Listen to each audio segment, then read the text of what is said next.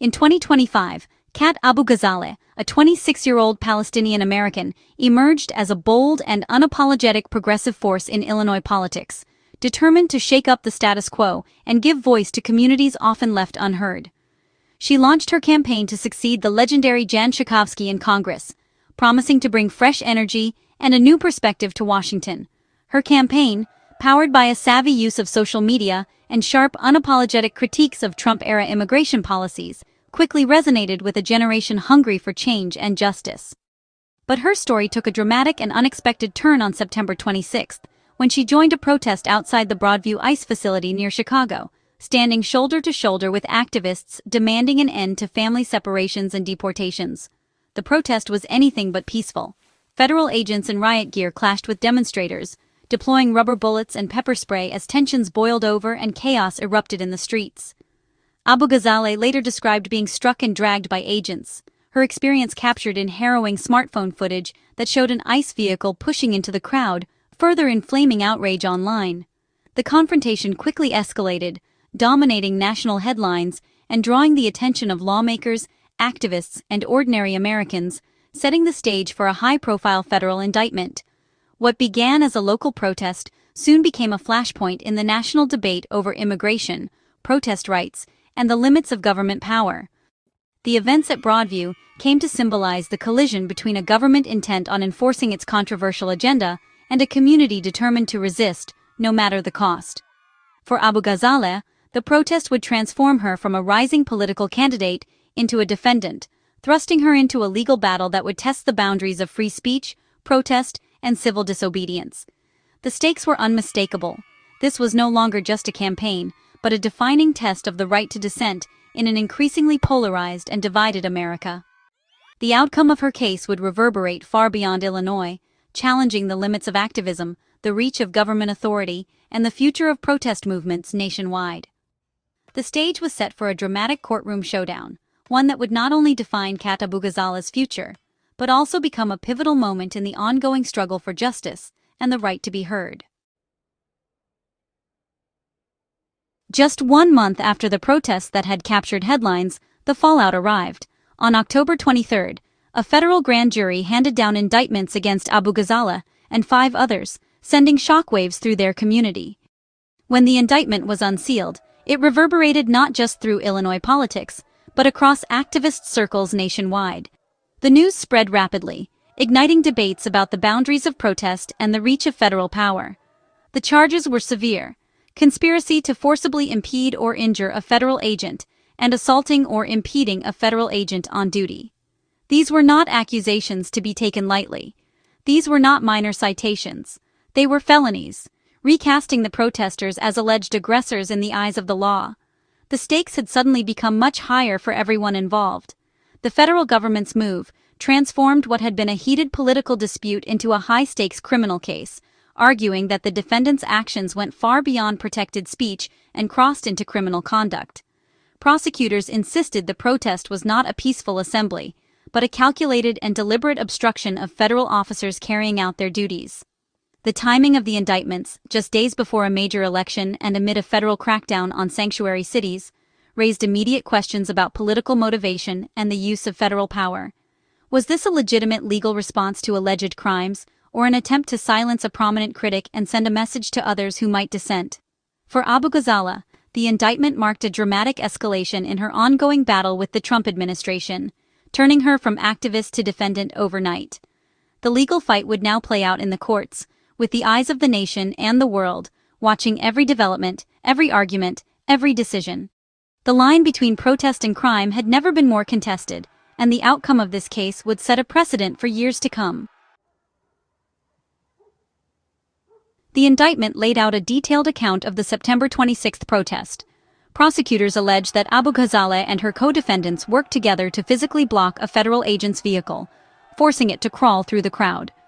The group was accused of surrounding the car, banging on its windows and pushing against it to halt its progress. Abughazaleh was singled out for bracing herself against the hood, physically impeding the vehicle. The government claimed the vehicle was vandalized. Pig, etched into the paint, a mirror broken, a wiper snapped off. These details elevated the charges from obstruction to destruction of federal property and forcible assault. Prosecutors aimed to draw a clear line. This was not protected protest, but a coordinated, violent act. The trial would hinge on whether a jury saw protesters defending their rights or crossing into criminal conduct. Abughazaleh responded to the indictment with defiance, calling it a political prosecution meant to silence dissent. She argued the charges were an attack on her First Amendment rights and a tactic to suppress the progressive movement. "I've spent my career fighting America's slide toward fascism. I won't stop now," she declared, rallying her supporters. Abughazaleh reframed the protest as self-defense, accusing ICE agents of using excessive force against peaceful demonstrators. She described being hit, dragged, and tear-gassed, insisting any actions by protesters were defensive in a chaotic environment. Her legal defense became a political platform, reinforcing her image as a fearless advocate for civil liberties.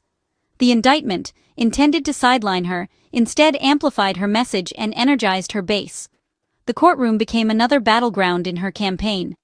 For Abughazaleh, the fight was about more than her own fate. It was about the right to dissent.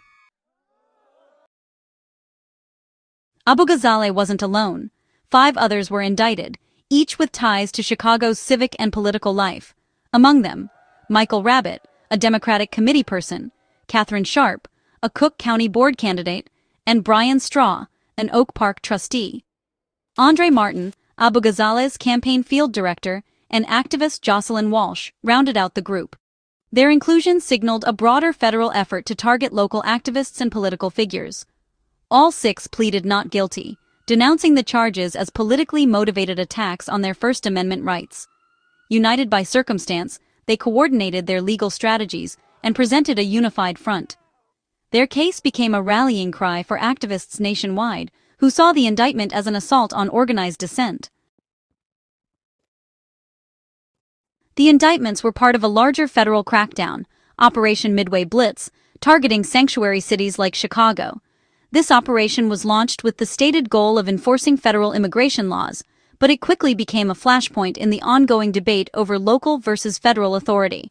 The city's status as a sanctuary made it a focal point for these aggressive tactics, drawing national attention and sparking heated controversy. In the months before the protest, federal agents made over 3,000 arrests, creating fear and anxiety in immigrant communities. Families were left uncertain about their futures, and many residents felt a constant sense of unease, unsure if they or their loved ones would be next. The scale of the operation sent shockwaves through neighborhoods, disrupting daily life and deepening mistrust between residents and law enforcement. Local leaders and civil rights groups condemned the raids as punitive overreach, clashing with the Trump administration's agenda. They argued that these actions undermined community trust and targeted vulnerable populations, fueling anger and mobilizing activists across the city. The ACLU called the operation a step toward paramilitary policing, warning of its impact on civil liberties. They cautioned that such tactics could set a dangerous precedent, eroding constitutional protections and normalizing militarized responses to civil unrest. Protests like the one at Broadview were direct responses to this heightened federal presence.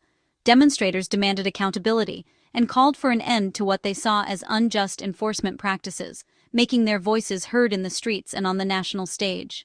Legal battles erupted. Courts blocked the deployment of National Guard troops and restricted the use of crowd control weapons. Judges weighed the balance between public safety and constitutional rights, as attorneys fought to protect protesters and limit government overreach. The indictment of Abughazaleh and her colleagues became another chapter in the struggle between federal authority and local resistance. Their cases drew widespread attention, symbolizing the broader conflict over civil liberties and the right to dissent. The conflict was no longer just about immigration.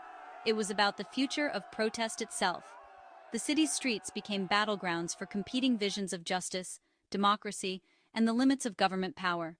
Chicago became a national stage for the fight over who controls the streets and the narrative. The outcome would resonate far beyond the city, shaping the course of activism and government response across the country. The indictment's unsealing sparked immediate outrage from civil rights groups and local politicians. The ACLU of Illinois called it a chilling attack on constitutional rights, warning it could deter citizens from protesting. Chicago area leaders saw the charges as politically motivated, expressing solidarity with the defendants. Activists mobilized, organizing legal defense fundraisers and new demonstrations. For many, the case was a defining moment in the fight to protect democracy and dissent. The narrative shifted. The protesters were not criminals, but defenders of their communities. The stakes were clear. If protests could be criminalized, no one's right to dissent was safe. Federal prosecutors insisted the case was about law and order, not suppressing dissent. U.S. Attorney Andrew Botros emphasized that while peaceful protest is protected, violence and obstruction are not. The government argued that surrounding and damaging a federal vehicle crossed the line into criminal conduct. The prosecution aimed to separate the defendants' actions from the broader political context, focusing on the alleged crimes.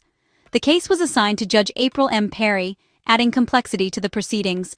Defendants were allowed to self-surrender, a move to avoid further public confrontation. The legal process would play out in court, not on the streets.